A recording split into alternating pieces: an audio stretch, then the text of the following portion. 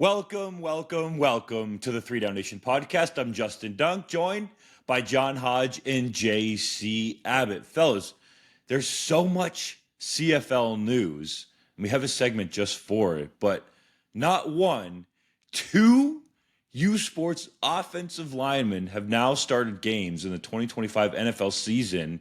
And yes, Theo Benedette started the game at right tackle, but switched over to left tackle, and then Gio Manu a week later doing it for the Detroit and Motor City Lions. You know what it makes me think about, fellas?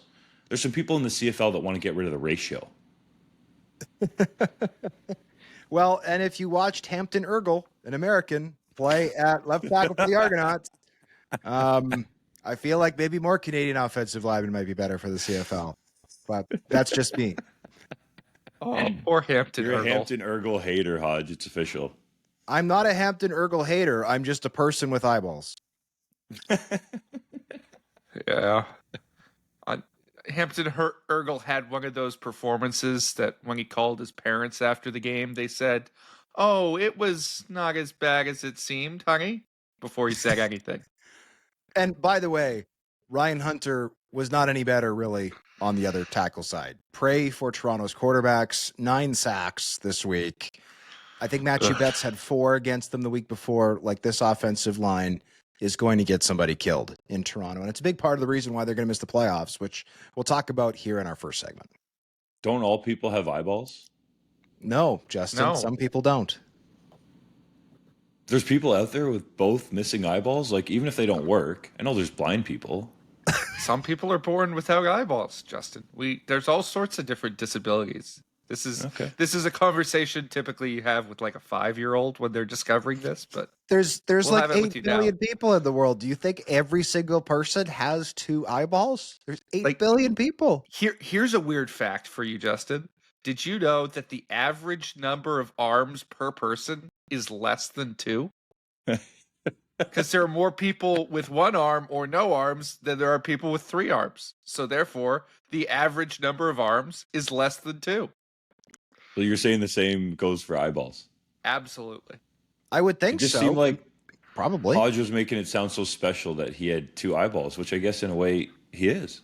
I mean, I'm just saying, I routinely watched how almost effortlessly opposing pass rushers got to Toronto quarterbacks. 9 sacks allowed, not a CFL record, but I feel like a lot of those records, like when you go back in the books and it's like, wow, there was a game where a team threw 8 interceptions, or like there was a game where a team allowed 12 sacks. It's like, that's because it was the 1950s and there were like 12 people on the roster and they were all playing in both directions, and one of them was hurt and one of them had a daughter who was getting married because it was the 50s and it wasn't that big of a deal to just go, okay, well, Skinny Jim's going to play left tackle today. He weighs 190 pounds, but he'll do his best. And so to have in 2025 9 sacks allowed, like, that is just a failure of all failures. And it's not just the O-line, right? Sacks are also on the quarterback. They're also on the scheme. They're also on the extra people who should be stepping in and blocking. But I felt really bad, is my point, for Toronto's quarterbacks in that game. I was at Princess Auto Stadium watching the UBC Thunderbirds have a valiant comeback against the Bisons, down 28 points, and then lose when the Bisons got a last-minute touchdown followed by a pick from Daniel Conway, first career U Sports interception. And every time I looked up at the TV from the live game to the CFL game on TSN, I saw an Argonauts quarterback on the ground. Like, it was wild. And then I caught the second half at home. So it was crazy. What do you have against skinny people?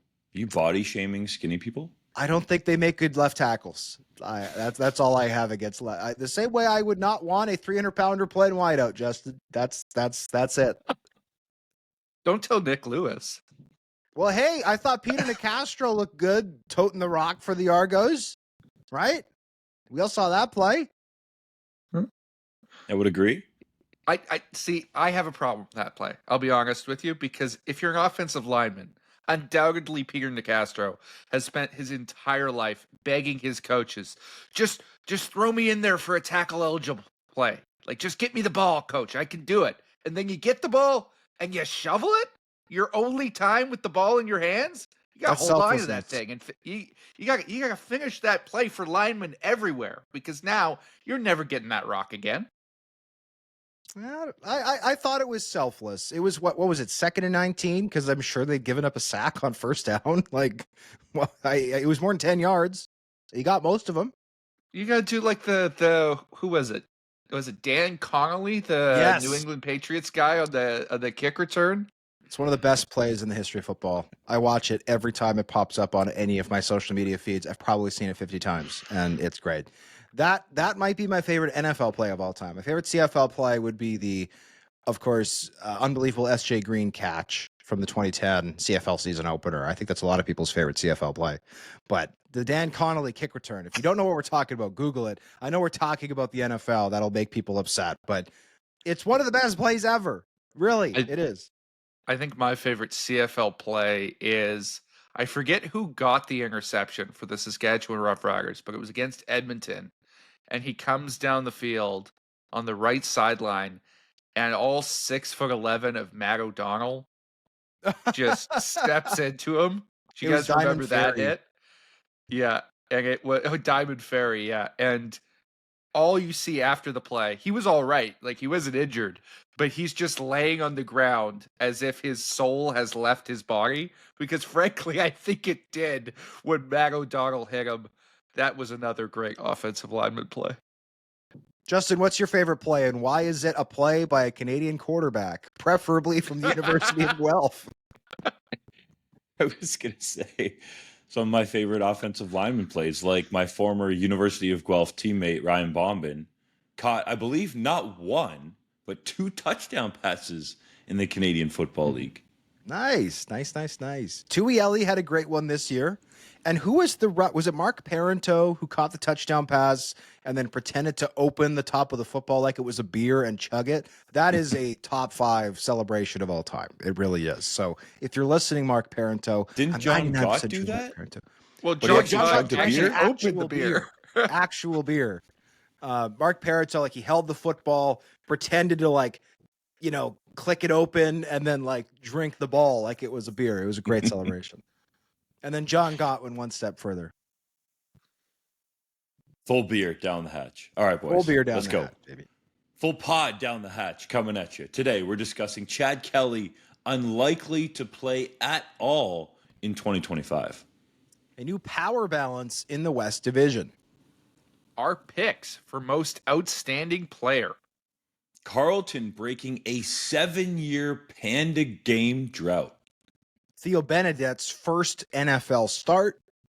And the Riders' continuing kicker woes. But first, the Ottawa Redblacks and Toronto Argonauts have been officially eliminated from playoff contention after Week 18 losses, with both teams being in next year territory already.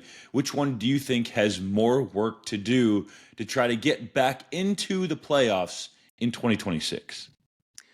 Well, I think we should have a nice long chat about both of these teams, because it's going to be a long time before we're talking about them again, right? They've both got a few games to finish out the year, and I know Redblacks fans and Argonauts fans are going to want to hear our thoughts heading into what is now kind of the unofficial start of their off season. And I'm going to be honest with them. I think that the team with more work to do is the Ottawa Redblacks, and part of the reason why is they need to figure out who their head coach is for 2026. I think it's increasingly unlikely that Bob Dice will be back with this team, which pains me to say, because Bob Dice is a Winnipegger and he's a good man, but obviously the record speaks for itself. I believe this team has won 5 of its last 22 games. That is putrid, especially when his first year at the helm, albeit in a bit of a rebuild, wasn't so hot either. Like most of his success in Ottawa was a really hot start in 2024 that didn't culminate in any long-term success. Yes, they got into the playoffs, but they didn't even get a home playoff game. They had to go to Toronto for that East semi last year, and obviously they lost that game. So to me, the Red Blacks need to figure that out. I also think they need to give the rest of their coaching staff, I mean, they need to review everything, to be quite honest. There's parts of this team that have talent, But I also think that there's parts of this team that frankly are overpaid. Like they gave Michael Wakefield, who had a brilliant season last year, a lot of money. Bryce Carter, who had a brilliant season in 2023, I think it was, makes a lot of money. Lorenzo Malden, most outstanding defensive player in 2022, makes a lot of money. Well, guess what? This team is last in sacks in the CFL. Their pass rush has not been all that. Cleon Lang, another guy who makes a ton of money. Like, for the dollars being paid, this defensive line is probably giving the worst return on investment in the Canadian Football League. Darius Pickett's great, but the rest of that secondary has not been up to snuff this year. Offensively, there's a lot of talent in the receiving core, but one of the things that this team talked about when Sean Burke took over, when Bob Dice was there as the new like official head coach, is they wanted to own the line of scrimmage, and this offensive line has just been okay. And there's parts of this team that have been hampered by injuries. Yes, injuries are always important. I get that. But the O-line has actually remained relatively healthy. And whether it's Dino Boyd at left tackle, journeymen like Darius Bladdock at guard, I don't think any of these guys are bad players, but I don't think that anybody would watch the Red Blacks play this year and go, wow, this offensive line can take over a game. This offensive line is the most physical in the CFL. Another guy I would say who needs to play better relative to what he's earning is Drew Desjardins, a guy who I thought when he went to Ottawa would be a most outstanding offensive lineman candidate. Has he been a good player? Yes. Has he been a dominant $260,000 a year player? No. So that's for the Red Black side. Toronto, I think they're a little bit ahead because they know who their head coach is. Obviously, Ryan Dinwiddie has won 2 Grey Cups in just 4 years at the helm. He'll be safe. But I do think they have to give the rest of that coaching staff a hard look. Like last year, this defense was excellent. I thought with Kevin Iben as a co-defensive coordinator with William Fields, Iben more or less managing the front of that defense and then Fields managing the back. Well, Fields left to become the DC in Ottawa, and both defenses seemingly got worse. Like Jason Shivers, who had a couple of struggling defenses the years prior in Saskatchewan and Edmonton. Well, Toronto's defense has struggled this year. I actually like a lot of their talent along the line of scrimmage. I thought they did a good job of parsing together kind of a piecemeal defensive line after their entire unit left in free agency. Like Andrew Chatfield has been a nice find, but I mean, and we saw the breakdowns. I mean, against Hamilton, the breakdowns, right? Brendan O'Leary, orange, over 100 yards and 2 touchdowns, thanks to massive breakdowns in the secondary. Those can't happen. Week 1, maybe they're excusable. Week 17, week 18, come on. And then offensively, I think the offensive line has been by far and away the worst in the CFL. Peter Nicastro, I really like at center. Ryan Hunter, if he bulks back up and gets back up to 350 and 320 pounds, I like his guard. The rest of these guys, and they have had a lot of injuries along the O-line, but they're not up to snuff. They're not setting up this team for success. And despite the injuries, right, plaguing these teams, I thought this team has done a brilliant job of overcoming the injury to Chad Kelly, DeMonte Coxie, DeVaris Daniels, right? They've lost some star players, and the guys they have out there are still putting up points. But when you have to score 30, 35 points each week to win, that's not sustainable. So I think the Red Blacks have more question marks this offseason, but there's a lot of issues facing both these teams, and they're both going to have to look themselves in the mirror and answer some tough questions. I think you make some excellent points there, Hodge. And apologies if there's some noise coming through on the podcast. Someone appears to be using a hammer upstairs, which has entered the annals of 3DownNation podcast history with Justin Dunk's fire alarm from a few weeks ago. But we'll try and push through here. I'm not overly concerned about the Toronto Argonauts in the long term. They've got some things to clean up on the offensive line. They've got some things to clean up on defense. I think they can replenish that talent within a cycle. But ultimately, we're going to talk about their biggest problem later in the show, and that's that they've been missing their star quarterback all year. And I think once Chad Kelly comes back in 2026, a lot of these problems are going to go up in smoke and disappear. I cannot say the same for the Ottawa Redblacks. And I think you've done a wonderful job laying out some of the failures there, Hodge, some of the choices that they'll have to make. But in my opinion, head coach is not the biggest choice that they're going to have to make this offseason. It's going to be quarterback. And whether or not you think Drew Brown is still the guy, because he's had some fabulous games this season. But he's also had ones like this week where he threw 3 interceptions early in that football game and got rightfully benched. And he's also been hurt multiple times for a second season in a row. Availability, or the best ability is availability, right, gentlemen? And frankly, Drew Brown has not held up that side of the bargain. So do you gamble on him again? Do you trust him to be your starter going into 2026? He is under contract for that.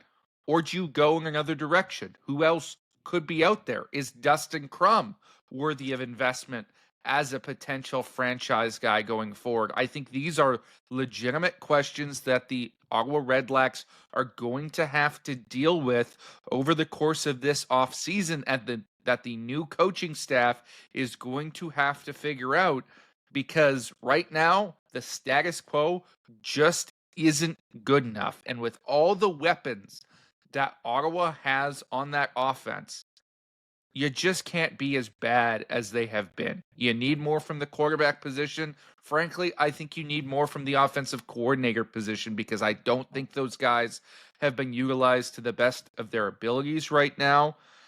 It's going to be a long, hard look in the mirror for whoever is left in that building once this season closes. JC, you alluded to it, but that's the biggest question mark for the Ottawa Redblacks going forward. Is Bob Dice still the coach? It doesn't seem like that's likely to happen in 2026, despite signing a contract extension leading into the 2025 season. When, oh, by the way, there were a lot of pundits out there before the season picking the Redblacks as a sexy Grey Cup team. So don't call me out like that, Doug. Don't you call me out like that. I only had Ottawa and Edmonton in the Grey Cup because I'm such a genius. Oh my goodness. Barf in my mouth. But I think that's the major question for this team is, who's the head coach? If it is Bob Dice, then that might help some of your decision-making processes get sped up. But it doesn't seem like it's going to go that way. That said, you talk to people in the league and they'll say that OSEG, for as good at times as they have been as owners, are a little more on the penny pinching side, let's say. And are they going to be willing to pay a coach a full year, a head coach salary, not to coach for them? Now, I think that it's very clear that there needs to be a new head coach there in Ottawa. And it's interesting listening to John Hodge break down the Toronto Argonauts and saying, well, they don't have as much work to do because they know who their head coach is going to be in Ryan Dinwiddie. If I'm OSEG, I go hard after Ryan Dinwiddie and say, okay, you come in here, you can be our head coach and general manager, and Sean Burke can be the vice president of football operations and do everything behind the scenes. And we're really serious about turning this team around, because I know there's going to be some other coaching candidates out there that come up. And I think really, to me, fellas, the only other legitimate one that's in the league right now that you talk about with people behind the scenes is Mark Mueller. Just when you look at the situations out there, I think there's going to be some buzz about Noel Thorpe, so I shouldn't limit it to just one. Some people have thrown out the name Byron Archambault in Montreal, who's done a great job there as a rising Canadian coach. So I think the list is much deeper than one, but certainly Mark Mueller is at the top of it. But if OSEG and the Ottawa Redblacks are serious about winning, and Ryan Dinwiddie has shown that he can do that on a budget, I mean, he would only know in Toronto with MLSE, and some people would say their lack of support for the Argos, like what could he do in Ottawa? So I think these are some of the questions and scenarios that have to play out before we can say, okay, who's going to be the team that is further ahead when we go into 2026? I think we're in pro football. You're talking about winning being the only thing that matters. And if you really want to make a statement, not just to your fans, but I think it should be said that those Red Blacks fans have shown up through a largely down period here for the Ottawa Redblacks. I know in 2024, the Redblacks had a great home record, but those fans have continued to show up there in Ottawa despite a less than stellar product on the field, specifically in 2025. So there's a lot of changes to go through here. And the quarterback one, is top among them. Looking at Drew Brown, he has a 6-figure offseason roster bonus due in January. So there's a timeline here that when you think of, okay, yeah, you got some time to make that decision, it's not really that large of a time frame here where these decisions are going to get made.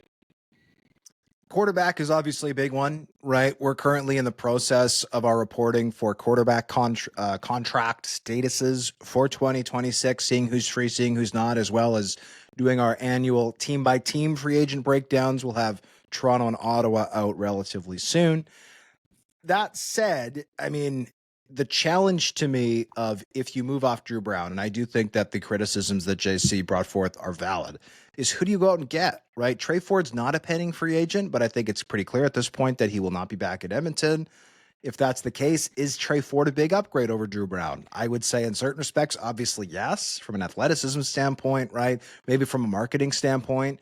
But obviously, we've seen Trey Ford go out and really struggle at times and not be remotely productive when it comes to getting his football team down the field.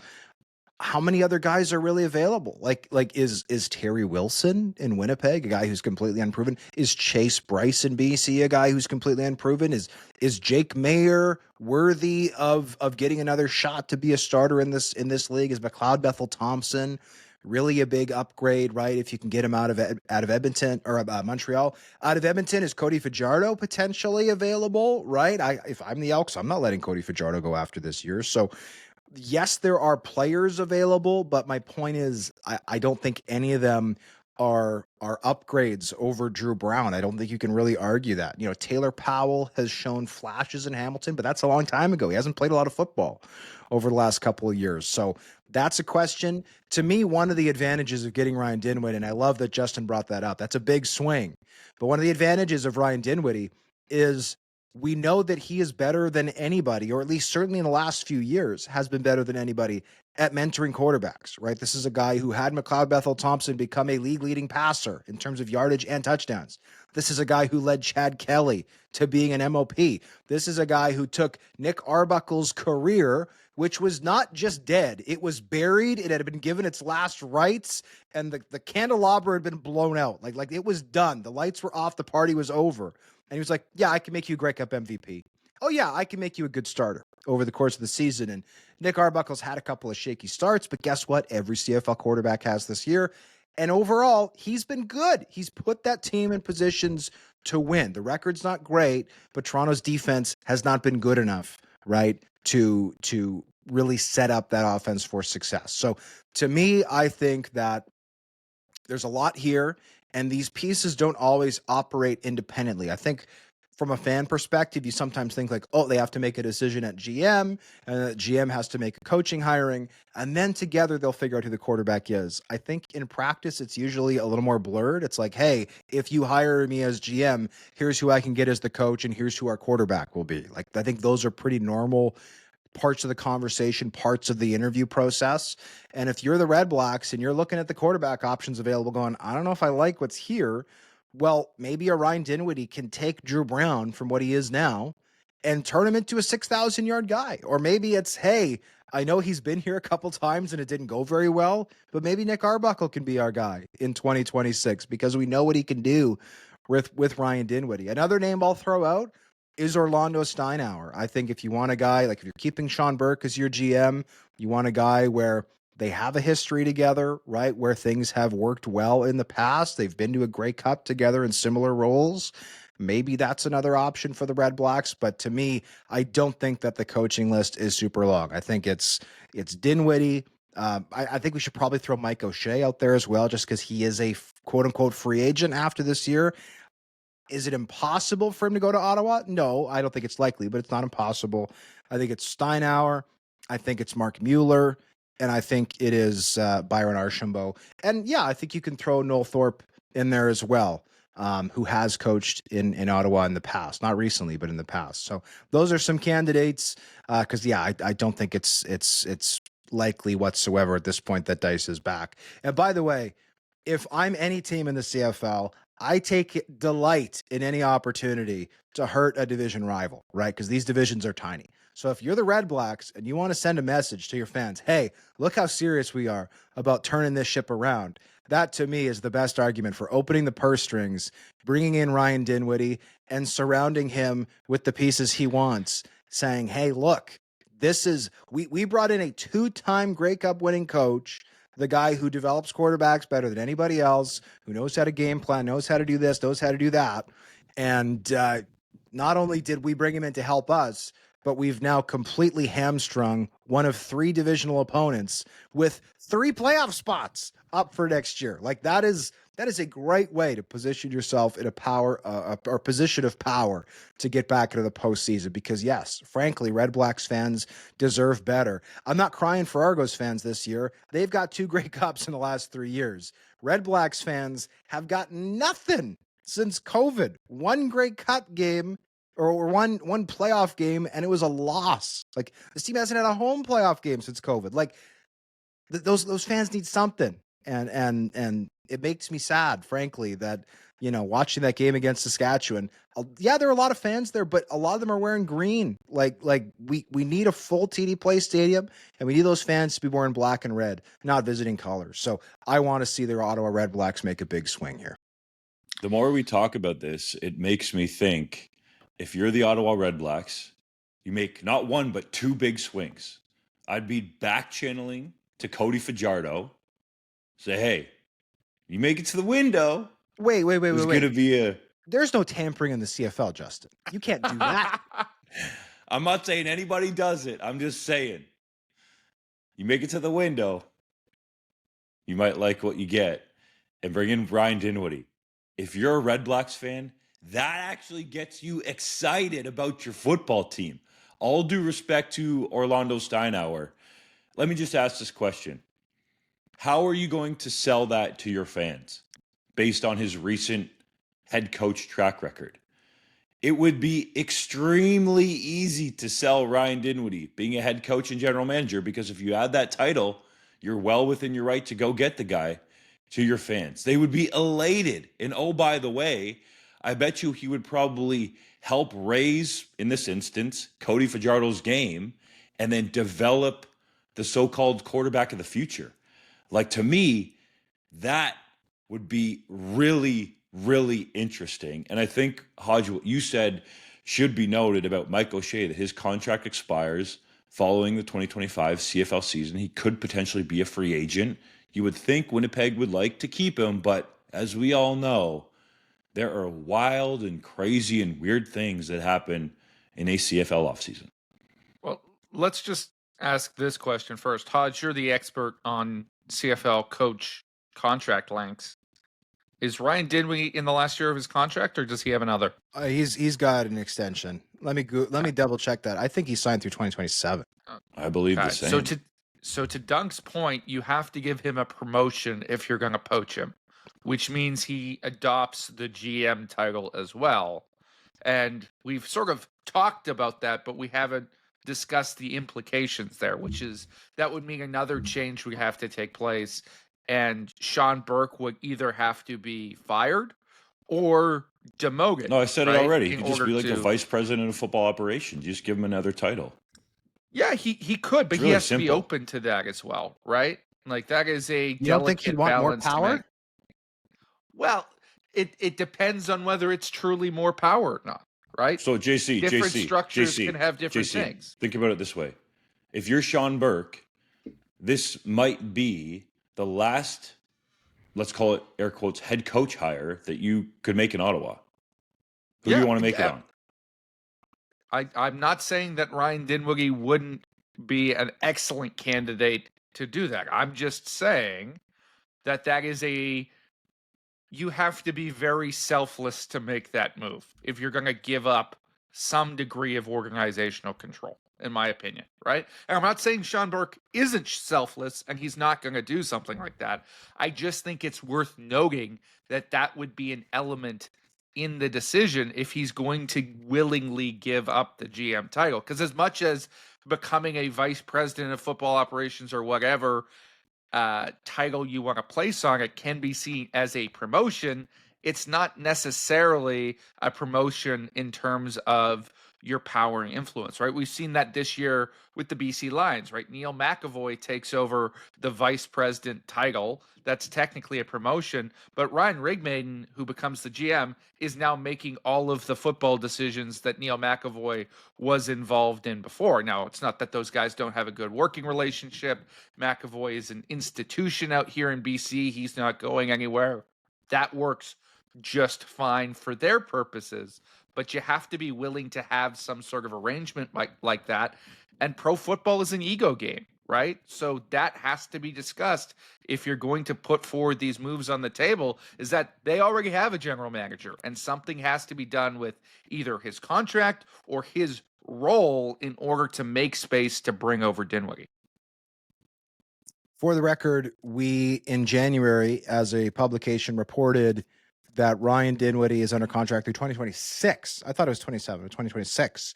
And during the January winter off-season meetings that the CFL does, we pose this question to everybody about their contract length. Most people answer it, some don't. So there are some head coaches and GMs who don't believe that fans should deserve to know anything about their contract status, which is their prerogative. But we always pose the question because some teams announce the extensions and they announce the lengths of them. Some teams don't announce nothing, or they announce maybe there is an extension, but it's highly secret how long it is. So we ask the question. Some people answer it, some people don't. And as reporters, that is the best we can do, is ask the question in a thoughtful way and do our best to get an answer. And if someone refuses to answer it, obviously you can try to source it through back channels. Fair enough. But we have most of that information available. Do you guys like my Cody Fajardo idea? I mean, I don't dislike it. Cody's played well in Edmonton, but like nobody would call that like a high-powered CFL offense, right? It is a Justin Rankin dink and dunk offense. So if you're Ryan Dinwiddie and that's the kind of system you want to run, I think that's great. Cody Fajardo could do a really nice job of that. Play mistake-free football, get some takeaways on the defensive side. But if you're Ryan Dinwiddie and you want to air that ball out like you have been through most of your career as a coach, then I would think keeping Drew Brown would be a better option. But obviously, Brown has to stay healthy. And I think you also need a second option, right? Is Dustin Crum that guy who can be that number two? Obviously, he's a good short yardage guy. I think there's some things to like about Dustin Crum's game, but maybe he's not the optimal backup. Can you find one yourself, or can you pluck one off another team? Like those are things that need to be figured out. But like I'm just saying, given how much we've seen Dinwiddie elevate quarterbacks in the past, I'm interested to see what an elevated Drew Brown could look like. I think that could be very exciting. As much as, yes, Drew Brown has had too many injuries over the last couple of years, and at times has thrown too many picks, as evidenced by this past week when he was, and I agree with JC's take, rightfully benched. The West Division standings have shifted dramatically over the past month, with the BC Lions winning 4 straight games and the Calgary Stampeders losing 4 straight games, as the teams have officially flip-flopped in the standings. I don't think anybody would have seen this around Labor Day. With 3 weeks left in the 2025 regular season, do you believe BC will hang on for second place and host the West semifinal, or can Winnipeg or Calgary make a move for second? Well, I think Winnipeg can make a move for second because they have the tiebreak in hand against the BC Lions. They beat them twice early in the year, and that's going to be a pivotal piece of this equation. But I think the Lions are going to hang on because, let's be frank, gentlemen, is there a team in the CFL right now that you'd want to play less than the BC Lions, either in this final stretch of the season or in the playoffs? They are looking in top form. Nathan Rourke, who we'll talk about a little bit more in the next segment, I'm sure, has been on fire as of late, playing at a different level than anyone else in the league, and their defense has figured it out, right? They struggled to get pressure on the quarterback throughout the first 2/3 of the season, I should say. They've made some changes over the last 5 games, gentlemen. 23 sacks from that unit in the last 5 games. They only have 45 on the entire season. That has been an incredible turnaround for that defense. So the BC Lions to me are the pick to finish second, and they might be moving themselves into a Grey Cup favorite conversation as that team that is peaking at the right time, right? They are that dangerous. But I think there's a secondary question here that isn't being addressed in this statement, and I'd like to pose it to you both.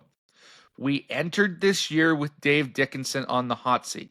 And when Calgary had their early turnaround, we all rightfully praised what he was doing, and he seemed to get off that hot seat. But if the Stampeders slip all the way down to the crossover spot, which at this point seems like a likely possibility with how they're playing, and then they lose the East semifinal, is that good enough for Dave Dickenson to keep his job? I think it's a question that is worth asking right now because the Stampeders look like a dramatically different team than they did for the first half of the season.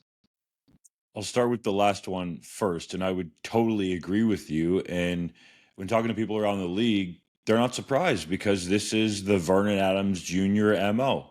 Starts off really hot, is in the M.O.P. conversation, although I didn't necessarily think he belonged there because the Stamps defense was playing at such a high level to begin the season, and then sort of just fades into the abyss as the season goes along. JC, you saw that happen in BC, and I think that's what's happening here with the Stamps. So I think it depends how Jay McNeil looks at this from Dave Dickinson's perspective. And I do think that there's a chance there that it warrants him being signed to a contract extension and staying in Calgary. But I think at least the way the season finishes, and particularly the playoffs for the Stamps, is going to go a long way towards answering that question. So the first question that Hodge posed, JC asking all these questions out here, I think it's BC as the favorite to claim second place in the West, have the West Division semifinal playoff game at home at BC Place, as the Lions were hoping to do last year when they hosted the Grey Cup. But you don't get to pick when you do it. You got to earn it. I think you look at the schedule. Calgary has to go to Hamilton. They host Toronto, and then they go to Edmonton. BC just has 2 games left. They host Edmonton, and then they play Saskatchewan, the final game of the regular season overall for the entire CFL, on Saturday, October 25th, and a game that probably won't mean much for the Riders. So if the Lions need to win that game, I think they're capable of doing so. So I think that BC, at this point in time, looking at the schedule, is the odds-on favorite to finish number 2 in the West. I think that the BC Lions are the favorite. And the reason for that is I think they're going to get to 11 wins, right? They're at 9 right now, 2 games left. After this bye, they're on bye this week. As has been laid out, they've got Edmonton and Saskatchewan. I don't think the Elks or Riders are going to have anything to play for. And if you're the Lions, who are going to have everything to play for, like this new look defensive line, Bradley Ane, Levi Bell, all of a sudden Matthew Betts remembering how to play football. Jonah Tavai has been unbelievable in the middle. We need to start our campaign now, JC, for Jonah Tavai to be an all-CFL defensive tackle, because otherwise I fear it's not going to happen. Like, they have been game wreckers. And in a way, they've kind of stolen the BC or the Calgary Stampeders MO, right? Calgary's defense was untouchable through the first 2/3 of the season because they had Jalen Hutchings and they had Falar and Rimolade, who on the defensive line couldn't both be double teamed. And guys like Clarence Hicks, Peterson, right? Like, they've had all these guys, Charles Wiley, who have been able to take advantage of one-on-ones and get a ton of sacks, apply a ton of pressure, and allow everybody else to just kind of drop. You drop 8, pretty conservative defense on that side of it on the back end.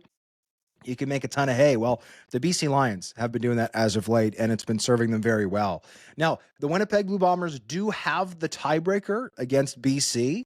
If the Bombers win out, they will finish ahead of BC regardless of what the Lions do. The challenge for Winnipeg is they've got a hungry Elks team, a team that's still playoff eligible this week. And then they've got the Riders and the Alouettes. Now, the Riders and Alouettes are both coming to Winnipeg. That's an advantage for the Blue Bombers. Also, it's likely that the Riders and Alouettes will have nothing to play for come that time. That could benefit them, but that's still a tough group to sweep. The Calgary Stampeders, who have the tiebreaker over Winnipeg, but not over BC, have Hamilton, Toronto, and Edmonton. So this week is tough for the Stamps. Going to Steeltown's always hard. Obviously, the Tiger Cats are still looking to string wins together to stave off the Alouettes. The Ticats really want to host that East Final, obviously. So I do see the Calgary Stampeders losing a fifth straight game this week. But after that, you have to like their chances of beating the tired and beat up Toronto Argonauts and then finishing off the Elks, I think, at the end of the season. Teams that will have not a lot to play for, period, other than pride, right? They're not going to have anything to play for in the standings. The Argonauts already eliminated, and I think barring an absolute miracle, the Elks will be eliminated by week 21. So it's an intriguing matchup for these three teams. The one thing I will say, it feels very weird that these teams don't play each other. Like, there's no inter games between these. Like Calgary and or Winnipeg and BC finished playing each other in week 3. Winnipeg and Calgary finished playing each other in week 10. So like it's weird that these battles aren't coming down to the end of the year. Calgary and BC just played twice, so I will give them credit on that. But like most of these games are East-West division games, which I don't know why we're playing inter-division this late in the year. I think this part of the year should be intra-division, where we're playing division opponents, but I didn't make the schedule. So I do see BC finishing second, but the math with the way the schedule works, I think leaves a lot still up for grabs. Any of these teams could finish second, and credit to the BC Lions for this push that they've made. I think a lot of people around the midway point of the season said, yeah, like Nathan Rourke's going to will this team to the playoffs, but they're not going to be competitive when they get there. And obviously that is no longer at all the case. This team could absolutely go right to the Grey Cup and win it, dare I say. Win it. I think you've laid that out really nicely, Hodge. The only thing I'll push back on a little bit is when you're discussing Winnipeg's schedule, you indicated that Montreal might have nothing to play for in that final week of the regular season. I think there is still a realistic possibility that that game matters for determining first in the East. I know Hamilton is 2 games up right now, but I still think that is in the cards. I'm not saying it will happen, and Hamilton that has a game will season matter. series. Hamilton has a That's season series. true, but it's entirely possible that that game is still meaningful at that stage. It's still within the realm of possibility. I think that needs to be taken in consideration as well, because Montreal is a tough out if they're playing for something in that game. Well, and Montreal, it should be noted, has Ottawa twice here. Hamilton is up on them right now and has the season series, but Hamilton only has 2 games left. They've got Calgary and then Ottawa. So I do like Hamilton's chances of winning out, but they do have 1 less game left, whereas the Alouettes have 3 games left, and they've got, again, Ottawa twice. I think you'd have to like, especially given how things have played out here as of late, Montreal's chances of sweeping that season series. Something that, by the way, is crazy to me. After week 3, we sat here on this podcast. I think Justin was absent that day, but JC seriously asked if the Winnipeg Blue Bombers could go 18-0. And there were other people saying the same thing about the Montreal Alouettes. I don't think I asked that. I think you did, but our listeners will know for sure. I think somebody floated out an 18-0, and I lost my damn mind because I'm like, you were talking about a tweet somebody made. That was me. maybe. Okay, I don't think that was JC. I've said some dumb things on the podcast. Roll clip. I'm sure there's hundreds and hundreds that people can dig up. I have not suggested somebody could go 18-0. But what I was going to say is, it's funny to me that was the question everybody seemed to be having about Winnipeg and Montreal, and then both teams absolutely hit the doldrums. Right, were not good at all. Montreal was horrible in the middle of the season. Winnipeg was pretty bad in the middle of the season. But as of late, like, they're both on winning streaks, and I don't think anybody would be surprised to see a Montreal-Winnipeg Grey Cup. And obviously, Calgary is trending in the wrong direction. They started the season off brilliantly at 8-3. They've now lost 4 straight.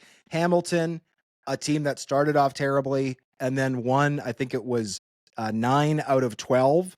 So it has been a very compelling season outside of the couple bottom teams who haven't really been in the race much at all. But the way in which these top 6 teams have kind of ebbed and flowed has been really compelling. And something I'll say about this, guys, is a lot of years going into the playoffs, I think realistically there's maybe 4 teams, maybe 3 some years who can win the Grey Cup. This year, all 6 teams, I think, could win the Grey Cup. Like the Calgary Stampeders are probably playing the worst football of the 6 currently slated to go to the playoffs. And I think they could still pull it together somehow. I really do. The Riders have hit the skids a bit, but would anybody be surprised if the Riders won the Grey Cup? I would not. So I think that's going to be a really compelling playoffs, is the fact that any team, I think, can make a run, which a lot of years I just don't see.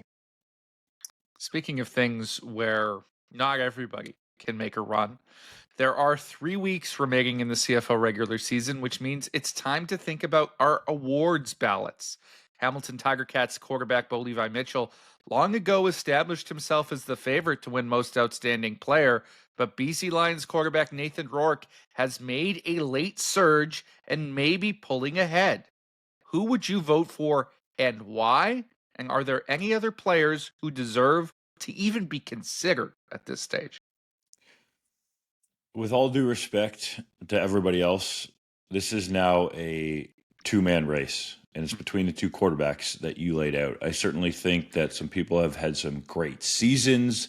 There's probably an argument to be made for Trevor Harris if indeed the Riders do go ahead and lock up first place in the West Division, because he's the best quarterback on arguably the CFL's best regular season team.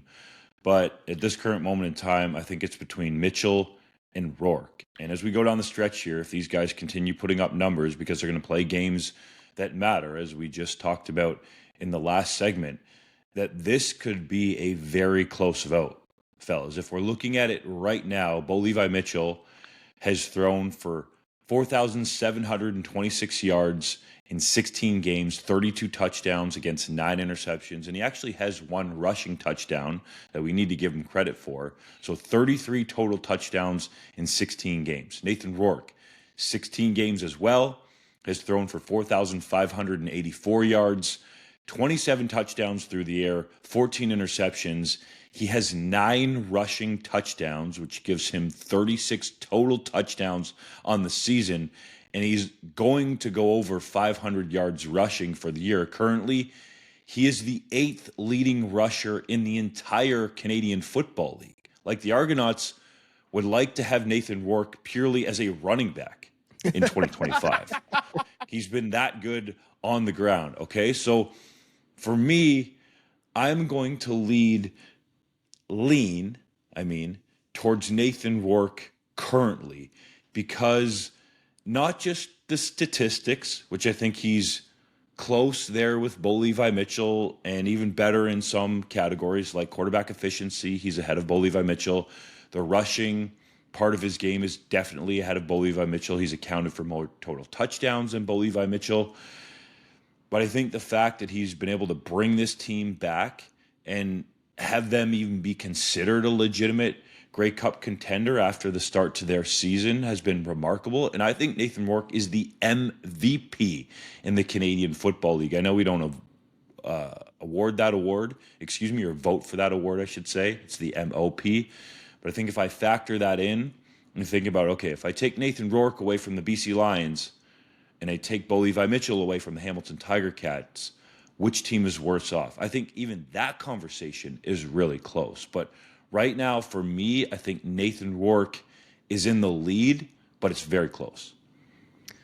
I want to throw Keon Hatcher's name out there, not because I think he's going to be a candidate, but because arguably he should be a candidate, right? We've all agreed that this should not be a 2-horse race where it's one East candidate, one West candidate. This should be just 3 candidates from anywhere in the CFL. Hatcher, 1,500 yards. He is the first 1,500-yard receiver the CFL has had since the pandemic. Brandon Banks went for 1,550 in 2019. He's got 2 games left. If he gets to 1,600, he would be the first 1,600-yard receiver since Brandon Zylstra in 2017. If he gets to 1,700, he'd be the first 1,700-yard receiver since Adarius Bowman in 2016. And if he gets to 1,800, which that would be a pretty remarkable last 3 games, but not, or last 2 games, pardon me, but not impossible. He would be the first 1,800-yard receiver since G. Simon in 2006, who, of course, was named the M.O.P. that year. Now, he only has 7 touchdowns. Kenny Lawler has 13, so you can argue yardage versus touchdowns. I get it. But both of these guys, again, I think are going to be not candidates for M.O.P. Why? Because the quarterbacks throwing them the football are going to be the candidates for M.O.P. And boys, I'm going to break some news here right now on the pod. The 2025 M.O.P. is going to be Bo Levi Mitchell. And the reason I say that is because I think voters, and votes, to be very clear, have not actually taken place yet. They'll take place in a couple weeks. But voters love storylines, right? And I think they love to feel balanced. What is the better story? Nathan Rourke winning M.O.P. or Bo Levi Mitchell winning M.O.P.? The answer is Bo Levi Mitchell. Because to have, and I know I can see the looks that you guys are giving me. I can That's see not it. the better story. I can see. Are you bear with nuts? me? Bear with me. Bear with me. Bo Levi Mitchell's career was dead and buried. He went to Hamilton to try to reignite his career. The first season in Hamilton was terrible. The second year in Hamilton, middling at best. He started to turn it around last year, and then he fully turned it around this year. I think the fact that he was the runner-up for this award last year will help his chances. I also think and I've filled out these ballots many times, so for those who are listening and don't know, you're given all of the awards, right? And you have to vote for people. A lot of people are going to put Nathan Rourke, most outstanding Canadian, and they're going to go, oh, I'm not going to vote. I already voted for Rourke for Canadian, so I'm going to vote for Bo because he's got more yardage. No. This and he's is got different, bro. more yardage and more touchdowns. They're going to vote for Bo. I think Bo Levi Mitchell is going to be the M.O.P., the M.O.P. of the CFL, if you will, in 2025.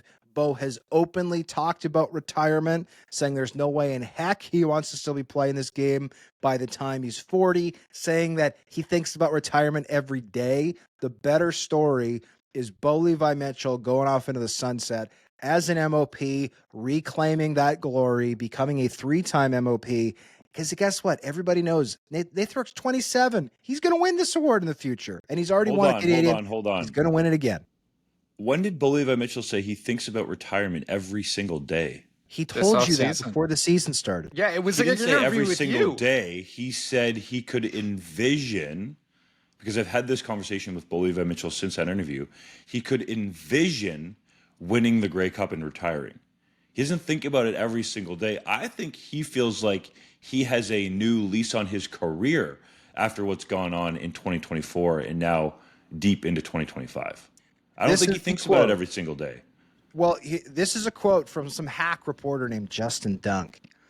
Quote, I see it every day, the 35-year-old told 3DownNation when asked about the possibility of retirement. Quote, every day when I'm working out, it's the picture I'm seeing. Absolutely. Now, I also think about retiring from working out when I'm working out. So I get that maybe that's an off-season quote, and in season when you're actually playing the games. This quote, by the way, is from April 2020 or April 2025.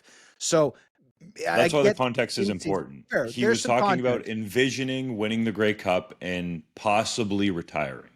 And yes, that is a caveat. If the Ticats win it, that is something that was a caveat in the quote. So if the Ticats host the East Final and you know what the bed and the Montreal Alouettes are off to Winnipeg for the Grey Cup, then fair enough. Maybe Mitchell doesn't want to retire. But the point is, he is already on the record, talking about Mitchell, saying that he's not holding out to try to pass Anthony Calvillo for number 1 passing all time. Like, he is not in it for the long haul. He's made that very clear. He wants to move on. He's got other goals, other aspirations. You might have said that at the time, though, Hodge, but I think it's changed, to be honest. If you're Bo Levi Mitchell, are you really going to walk away from the game after back-to-back 5,000-yard seasons? If he wins the Grey Cup in Hamilton, that's probably a different conversation. But for how well he's playing, he's gotten smart in terms of not taking hits. Like, I just don't want to say it as an absolute. And also, you're smart to point out. And by the way, that to was make this even more spicy, we're talking about quarterback options for the Ottawa Redblacks in 2026. Bo is a pending free agent. Is there any way that Bo's like, you know what? I think I might be done. And Ottawa's like, I think there might be a check for $750,000 for you, though, right here in our pocket. And it should be noted, by the way, the only time the Red Blacks have been worth a damn when they won the Grey Cup, it was because they went to an aging former Calgary Stampeders, Hamilton Tiger Cats quarterback, and were like, hey, we know that you're old, but here's a ton of money. Please quarterback us. And the great Henry Burris was like, bet, sounds good. And won an M.O.P. and a Grey Cup. So there's even recent precedent for the Ottawa Red Blacks making some hay with aging Ticats Stampeders quarterbacks. Okay, There calm you go. down. Calm down. I'm just The Tiger saying. Cats are not going to let Bo Levi Mitchell leave, okay? Are they gonna just pay not gonna him? happen. Scott Milanovic. The Ticats have shown that they're willing to pay and overpay people many times in the past. Whether or not it works out is a different discussion. Fair To enough. the actual discussion, Hodge. The absolute best storyline is undoubtedly Nathan Rourke being handed the M.O.P. award by Stuart Johnston. And then on Grey Cup Sunday, Stuart Johnston up on the podium in front of millions and millions of Canadians and perhaps some Americans, giving him not only the Grey Cup, but the Grey Cup MVP. Okay, so it starts with the M.O.P. That is the best storyline. And we've talked about it on the podcast and the website for years. Okay, I'm not saying Bo Levi Mitchell doesn't deserve it. From a pure storyline perspective, the better person to win is Nathan Rourke.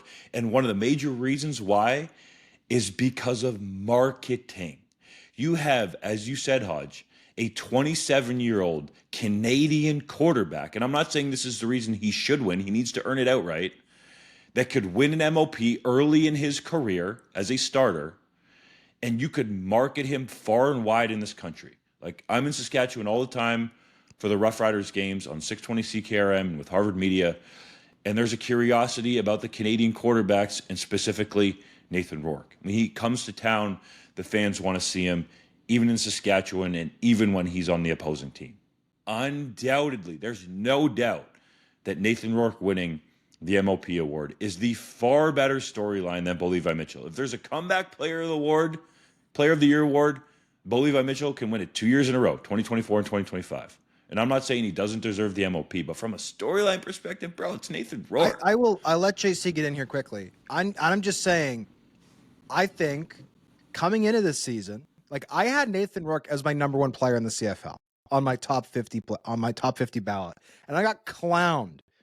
And I think the reason why is because a lot of media in this country, which, by the way, is not their job to be personally offended at the opinions of players, even in the case that they are actual heinous opinions, but they were offended that Nathan Rourke left for the NFL and said, well, the CFL, I believe the exact quote was, an unexpected detour in my career, went down south, and then came back up and stunk out the joint in 2024 after signing this huge contract.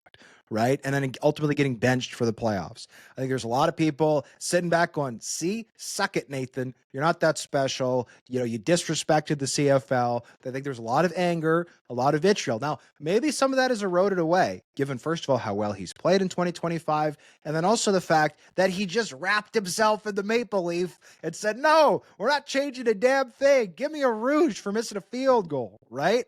Taking on the commish. Like, you got to love that, I think, if you're a CFL traditionalist. So maybe Nathan has more good faith now than he did 4 or 5 months ago. I'm just saying I was shocked at the reaction. I didn't think it was a hot take putting Nathan Rourke at number one, but there were a lot of people, and I'm going to say a lot of media people in this country, because media is the ones who vote on those awards, on those rankings, who were not fans of Nathan Rourke, who seemed pretty happy to see him come out in 2024 and throw a million picks. That's all I'm saying. If you are a media person in this country, and from a storyline standpoint, you are not wanting Nathan Rourke to have success. I'm not saying you're cheering for him, but from a storyline standpoint, you don't believe that's the best storyline, and you are willing to torpedo his M.O.P. chances because he went to the NFL, hand in your voter card, resign from the FRC. Like, that is egregious. Nathan Rourke as a Canadian quarterback winning M.O.P. would undoubtedly be the best possible storyline. And I'm not saying that Bo Levi Mitchell's storyline isn't compelling. I think this is a great clash of storylines, right? Already assured future Hall of Famer in the twilight of his career, resurrecting himself. He's a finalist for M.O.P. twice in a row. That's a fantastic story. But you're going up against, on the other side, a kid who legitimately could claim the crown as being the best ever, or the guy who looms over the entire CFL. And I'm not saying that he's going to pass Anthony Calvillo's records, although maybe he will one day. But we all know that the singular figure who is the most important in CFL history, the one guy who looms over everything else, is Russ Jackson, because he's a Canadian quarterback with multiple M.O.Ps, and he won a Grey Cup. If Nathan Rourke is the only possible person who can supplant Russ Jackson for that title, but he needs the same accolades. He needs M.O.Ps and he needs Grey Cups.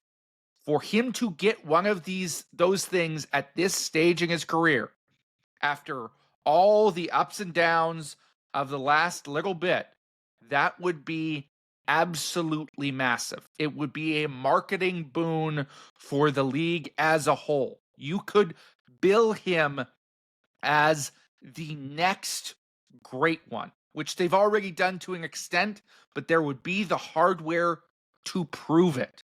That is what's best, not just from a storyline perspective, but for the league as a whole. Like, anyone who cannot see that, I think, is absolutely head buried in the sand, out to lunch. You Should saying not Hodge be working has in his this. head up his butt? No, Hodge would not. Hodge would not tank Nathan Rourke because of his comments as he left to the NFL. Hodge is incorrect here. He's picked the wrong storyline, but Hodge isn't against Nathan Rourke here.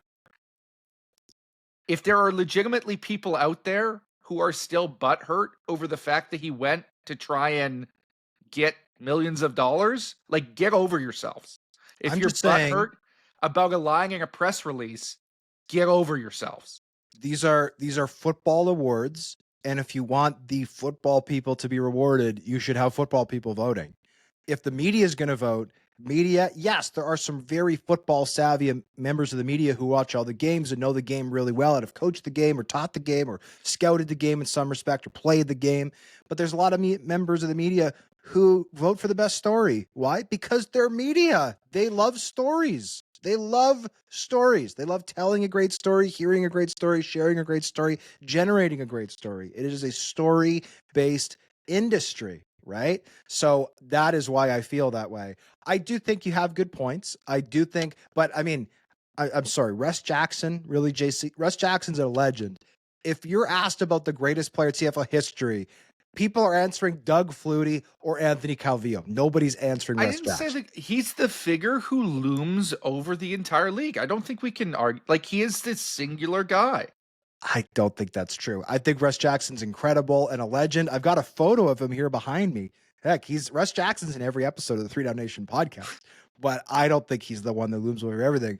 I think he's just too far gone, right? He played in the 1960s. But I do think Nathan Rourke can be this generation's Russ Jackson. He's already the second best quarterback in CFL history. He could be the first Canadian quarterback in CFL history. He could become the first. I think you're wrong on that. As a guy growing up in tune with the history of this league and coming in, Russ Jackson was a singular figure above all else. As somebody who loves this league out of a sense of national pride, the number one thing that I always wanted to obtain was a signed Russ Jackson jersey. Like, that was the pinnacle. I don't know how it was for you, Justin, but like, he was an untouchable, like a godly figure in a sense, that he did something that was almost unattainable, right? Unconceivable, impossible even to be a Canadian quarterback with that much success for how long we went without it from when he ended his career to Nathan now. I think he's in another category altogether than even guys like Flutie and Calvillo, who were, again, incredible players, legends in their own right, but I don't think they reach a mythical status. I think we're talking about two different things. If you ask people in Canada, the US, around the world, who is the most recognizable CFL player, who's the most known CFL player in its history, I believe most people would say Doug Flutie. Russ Jackson, from a Canadian standpoint, is that guy, but I don't think he's the singular figure overarching the CFL that people would know. And JC, I grant you your opinion in the history of the game. You've done a great job in sharing that on 3DownNation. For me, I looked up to Russ Jackson like that, but in a short time here, and I mean, Nathan Rourke has already broke a bunch of his records. Nathan Rourke is going to pull well ahead of the standards that Russ Jackson set a long time ago. And you said in there that Nathan Rourke is the only Canadian quarterback. Well, he's the closest Canadian quarterback that could surpass Russ Jackson at this time. I believe Canadian quarterbacks have gotten better and better and better, especially coming out of U Sports and as Nathan Rourke came out of the NCAA. And let's just talk about this NFL quote for a while, right? People are so upset about it, but as an athlete, and I'm just going to separate the athletes for a little bit here, you want to play at the highest possible level. And as much as we love the CFL, guys, you have to recognize that you can literally make life-changing, generation-changing money for your family in the NFL.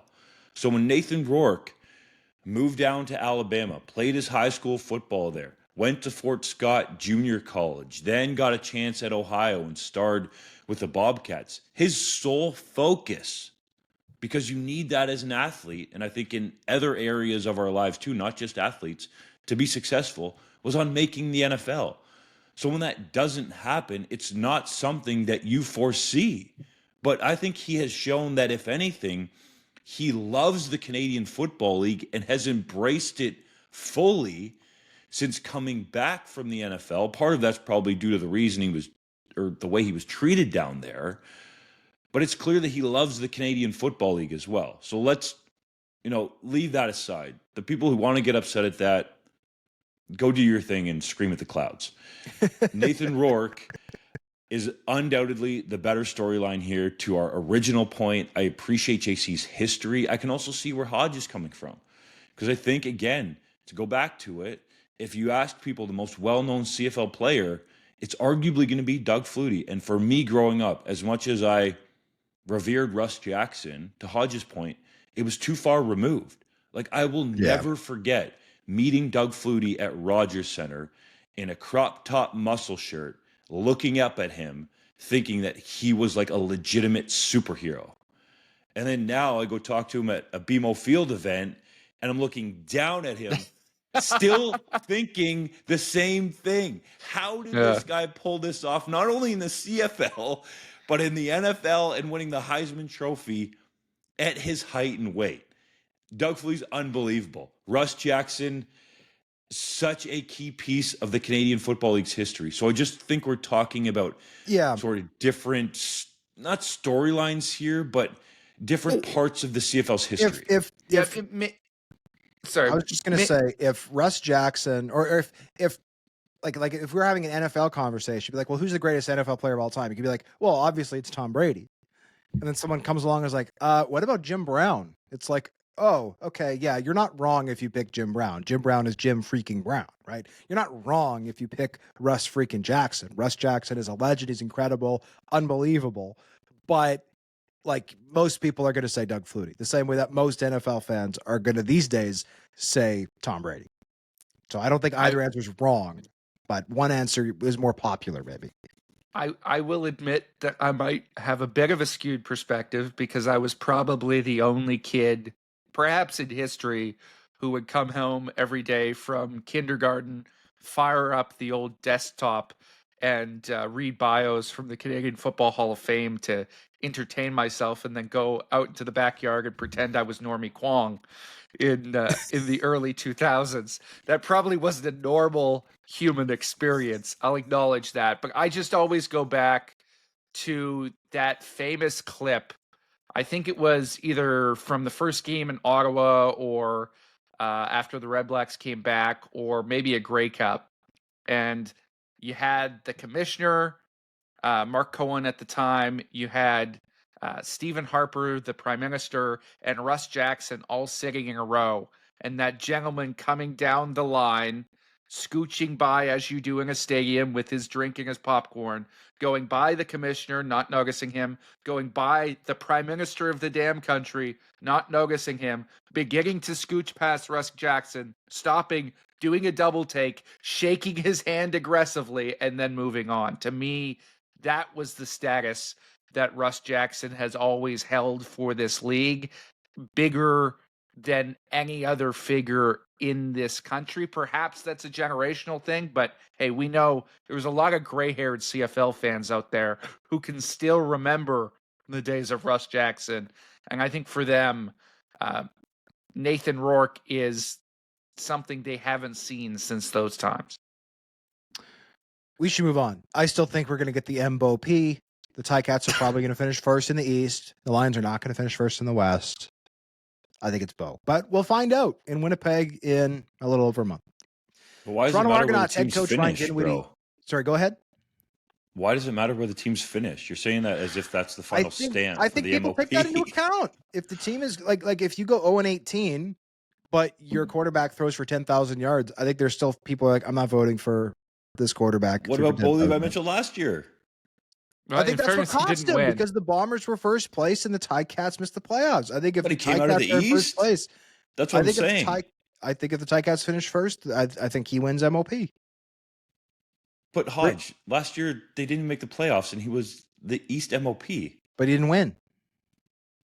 I'm talking about the national vote. I'm saying our national voters going to look at a guy who's out of the playoffs and vote for him. First and They second, voted for Brady. meh. The records are going to be similar. To me, that's not the final. And you're deciding point. obviously welcome. I'm not arguing how people should vote, and you're obviously welcome to vote however you like. I am anticipating how people will vote. I'm not suggesting this is how Fair. it should or should not be done. I'm looking at trying to make a prediction, saying who's going to win M.O.P., which, by the way, I'm sure there are betting odds on this somewhere. So if people want to take a look at that responsibly, please feel free to do so. I'm just offering my opinion based on the voters who I've talked to and the overall psyche or strategy with which some voters approach these types of things.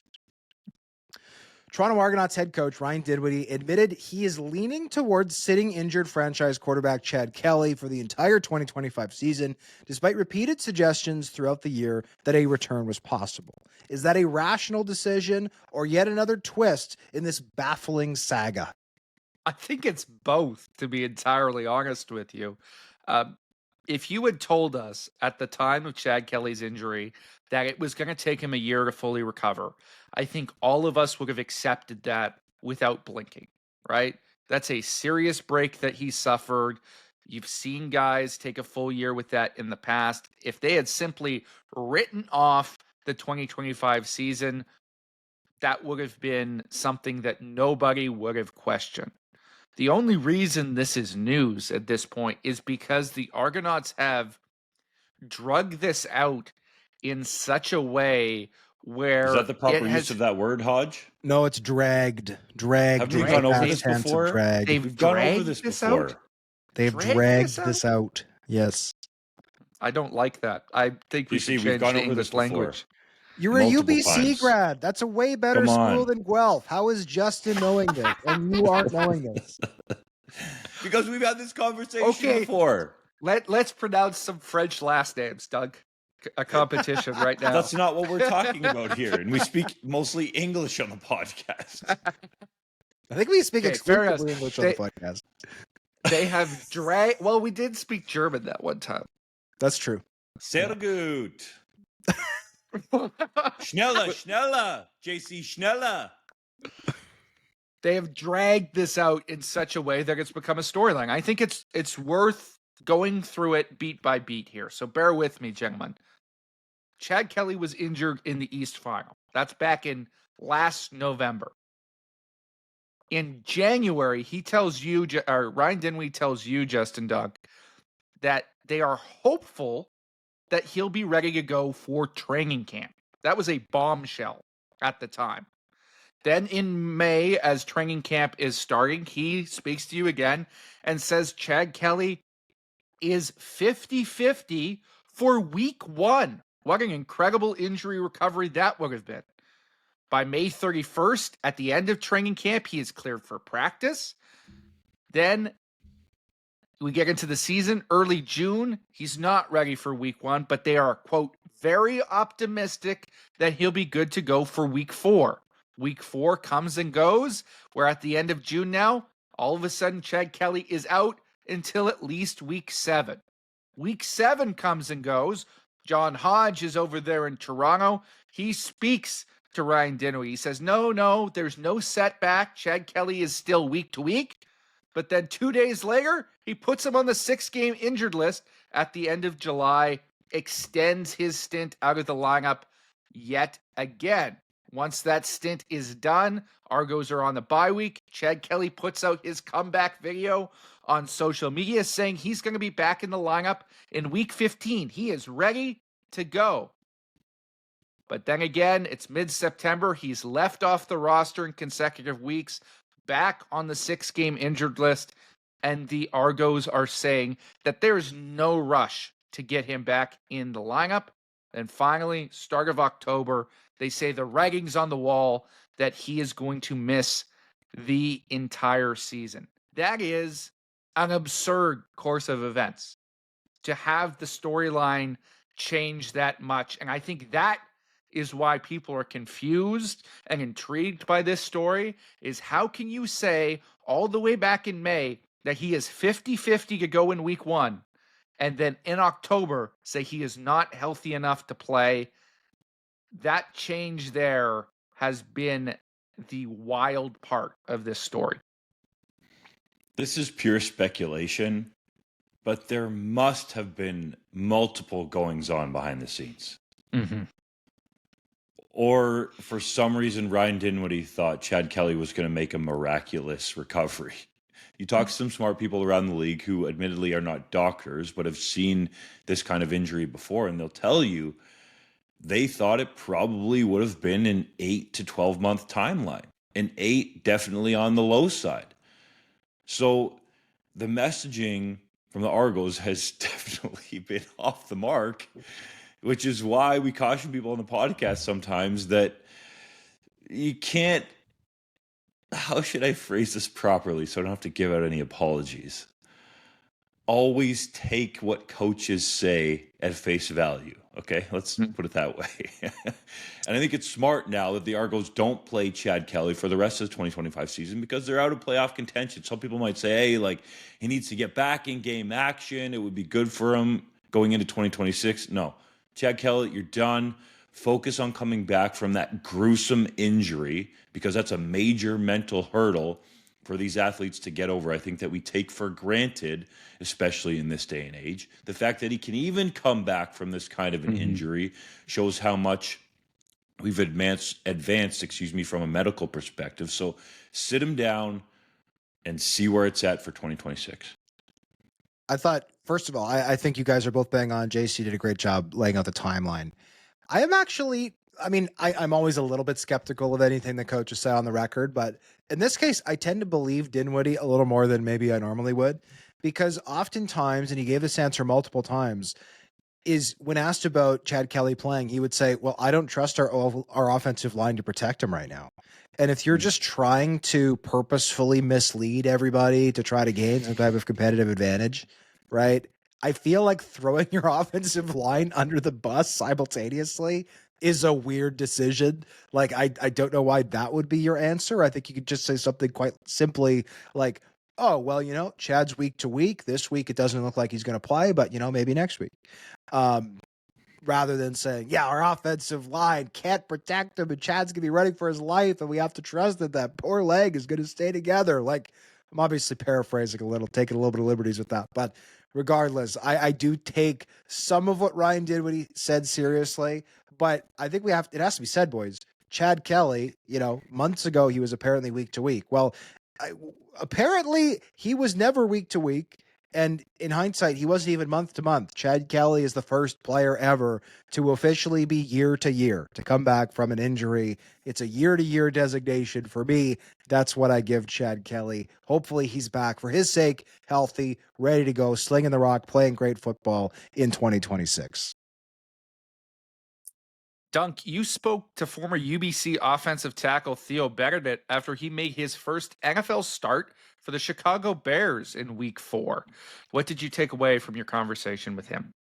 Multiple items, but top among them being the fact that he's proud to wear the red and white Canada flag on his helmet. And fellas, I'll be honest, I don't really read X mentions very often, but there's an American on there that said, essentially, I'm paraphrasing, if you're representing a different country while playing in the NFL, you shouldn't be doing that. And it's like, bro, like, catch up with life, okay? There's multiple people in the NFL playing from all kinds of different countries around the world. So the guy wants to represent Canada, let him be. And he also mentioned U Sports, or maybe better well known as Canadian University football. He feels like he wants to play well so that there's more opportunities from Canadians coming from the schools up north to get looks in the NFL. As far as his debut goes, he starts at right tackle and shifts over to left tackle in the second quarter. Had a number of reps going against Max Crosby, a two-time All-Pro, and I thought he held his own. I don't think he got embarrassed by any means, but how about that for your first start, fellas? You're going up against Max Crosby on your first however many snaps it was, and at the start of the game, Spiro Ditas and Adam Archuleta are profiling that matchup as the key one in the football game in your first start when you have a smaller amount of snaps than Max Crosby does quarterback sacks in his career by actually quite a margin. That's much different now after that game, of course. But I thought Theo Bernadette was solid overall. And if I believe Brad Biggs, a veteran Chicago Bears reporter, is to be believed, it seems like the Bears are going to go with Theo Bernadette here, at least in the near future, as their starter at left tackle. So clearly he has made believers of Ben Johnson and the coaching staff there,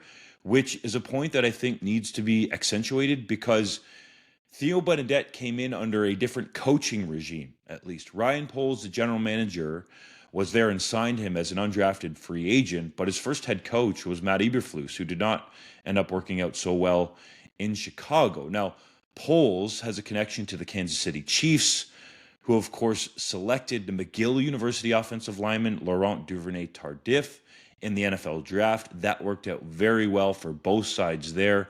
LDT won a Super Bowl as a starter with the Chiefs, so Poles was no stranger to Canadian University football. But Bernadette had to impress a completely new staff, including a creative offensive mind in Ben Johnson. And Johnson talked to him directly in the offseason leading into organized team activities and the rest, and was, I guess, let's say, sort of outward in what he wanted to see from Theo Bernadette in his trajectory. So it appears that Ben Johnson is high on Bernadette. I don't think he would make this move to make him his left tackle if he felt otherwise. And it's a major step for Theo Bernadette in his career, but there's still a long way to go here before he cements himself as a legitimate left tackle, or tackle at least, right side or left side, in the NFL. Well, it has to be mentioned too, Giovanni Manu, collegiate teammate of Theo Bernadette at the University of British Columbia, made his first NFL start this weekend. He started at left tackle in place of the injured Taylor Decker for the Detroit Lions, which means we've got two teams in the NFC North, half of that division, that is starting Canadians out of the University of British Columbia at tackle. That is an amazing stat. It should also be mentioned that Alaric Jackson, undrafted free agent who signed with the LA Rams in 2021 out of Iowa, has earned that left tackle job, has been the starter there for a couple of years. So that means in a 32-team NFL, 3 teams are starting Canadians at offensive tackle. There's only 64 starting tackles in the NFL. Granted, there's injuries and things that might inflate that number a little bit, but that's pretty amazing that 3 of them are Canadian tackles, are worth their weight in gold, which says something because they're very heavy individuals. And 3 of them are Canadian. I love it. I think it's brilliant. And congratulations to Theo and Gio, 2 collegiate teammates, for getting their big break at the same time. Hodge, is Matthew Bergeron playing guard? Or is he Matthew playing Bergeron tackle? plays guard for the Atlanta Falcons. Yeah, that's yes. right. Okay. And Also, a Isaiah lot of Canadians Adams, I started- believe, starts at guard for the Cardinals. Yes, he does. So you can make a really, really good NFL offensive line just out of Canadians right now. There is some elite Canadian offensive line talent in that league. Congratulations to Theo and Gio for their performances. It gives people in U Sports something to look up to, right? These are 2 guys who came in to that UBC program with very little acclaim, right? Theo was a high school tight end at a program in Handsworth that used to play in the tier 2 conference with the high school I went to. That's like the basement dwellers and the teams that are almost about to fold. Gio played at Pitt Meadows, which was in that same conference as well.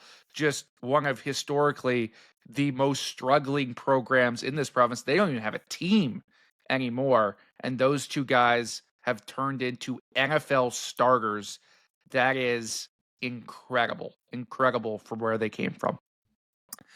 It's now time for JC's random neg lister, and I put together this week's selection because I feel bad for Ottawa Redblacks fans. They don't have anything to cheer for left this season. They've got to turn their attention elsewhere, and there's not a lot to be excited about in the near future, but they have one of the best stories in all of college football on their neg list. So if you want to think a few years down the line, you should be checking out quarterback Drew Mestamaker from North Texas. He's only a redshirt freshman. This is a long-term project, but this guy has taken over the Mean Green's starting job this year, and that's notable because the last time he was a full-time starter for any football team was on his freshman B team in high school as a 9th grader on the B team.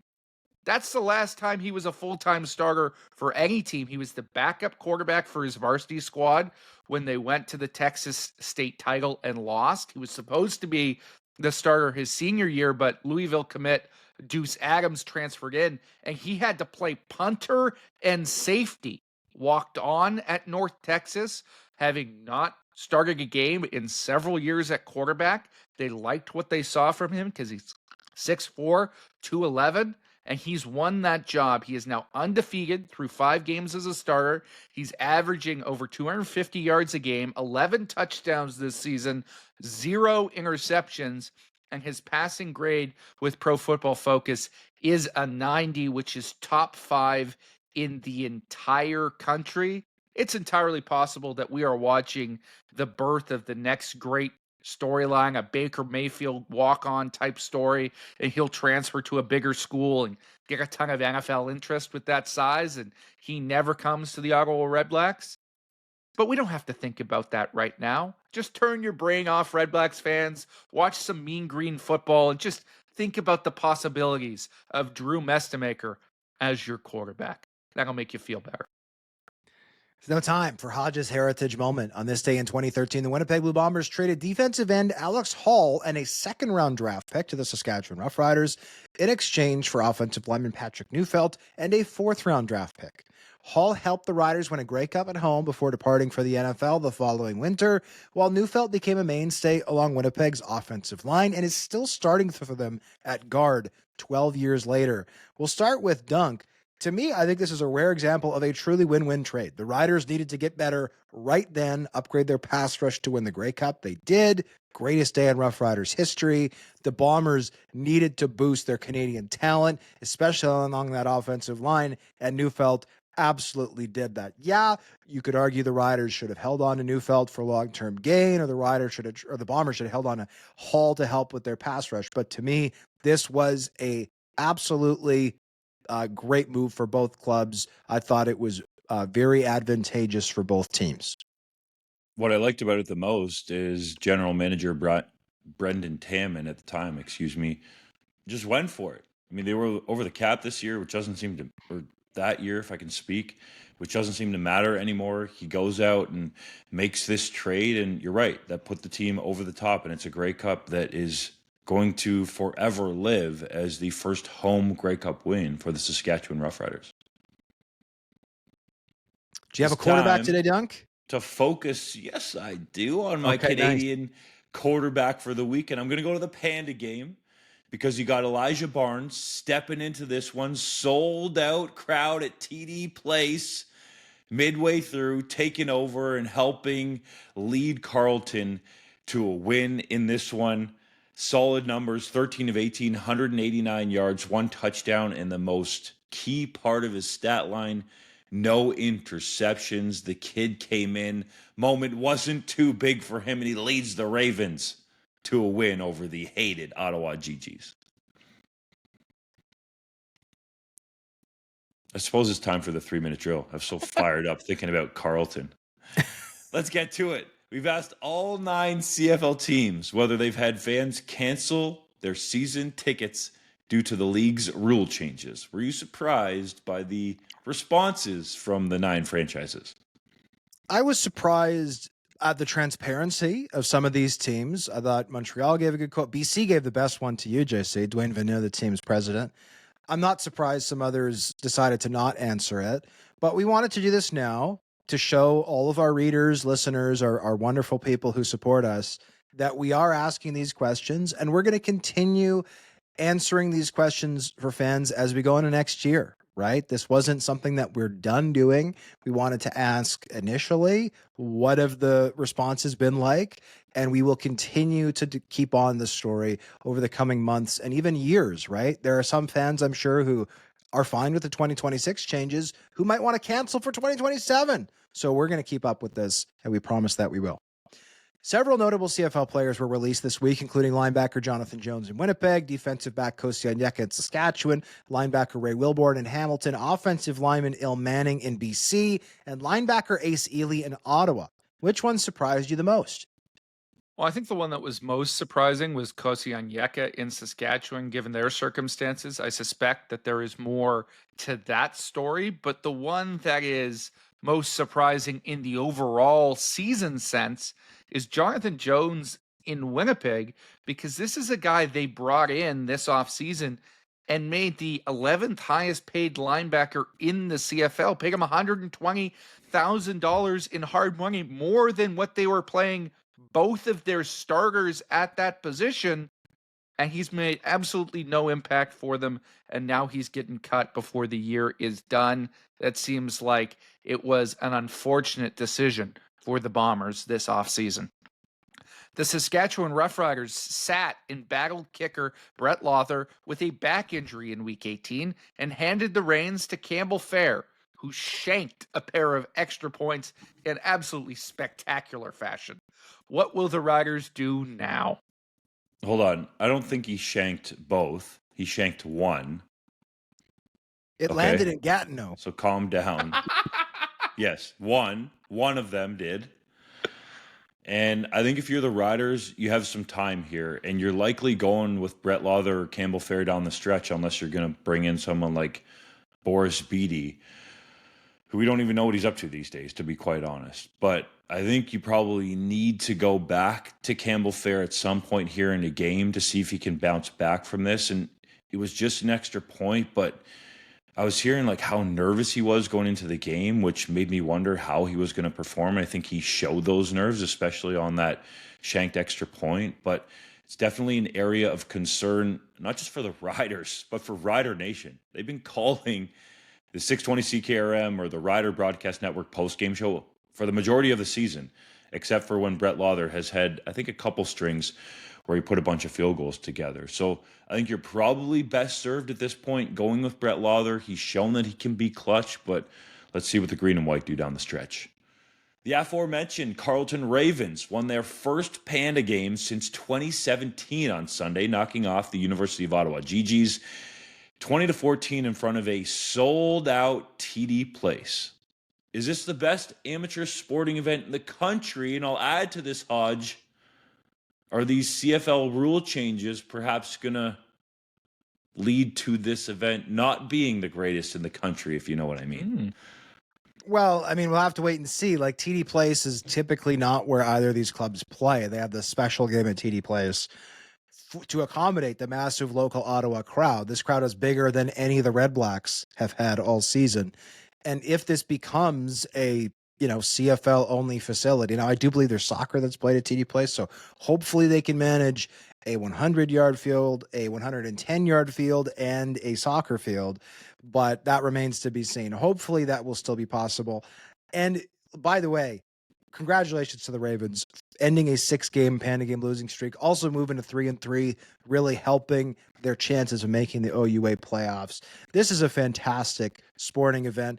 I think that Laval Montreal is up there, right? And if we're opening this up to all amateur sporting in the country, theoretically, would Canada host the Olympics? That would be above this. So, like, I'm not suggesting there's nothing that could beat it, but hard to beat. The Panda game is a hugely important one, for sure.